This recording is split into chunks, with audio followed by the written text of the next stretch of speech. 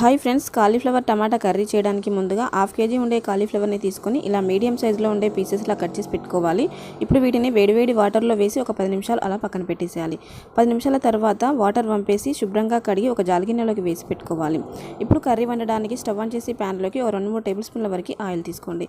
Oil వేడయ్యాక అర tea spoon చొప్పున ఆవాలు, జీలకర్ర, కొన్ని స్పైసెస్ యాడ్ చేయండి.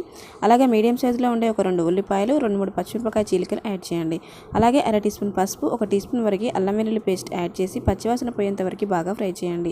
ఇప్పుడు కడిగి పెట్టుకున్న కాలీఫ్లవర్ ముక్కలను యాడ్ చేసి మంటని మీడియం ఫ్లేమ్లో పెట్టి ఒక 5-6 నిమిషాల పాటు మూత పెట్టి ఉడికించండి. 5-6 నిమిషాల తర్వాత ఈ కాలీఫ్లవర్ ముక్కలు కొంచెం ఉడుకుతాయి. ఇప్పుడు మీడియం సైజులో ఉండే ఒక 2 టమాటా ముక్కలు, 2 టీ స్పూన్ల కారం, 1 టీ స్పూన్ సాల్ట్ యాడ్ చేసి మీడియం ఫ్లేమ్లో ఒక 2-3 నిమిషాలు ఉడికించండి.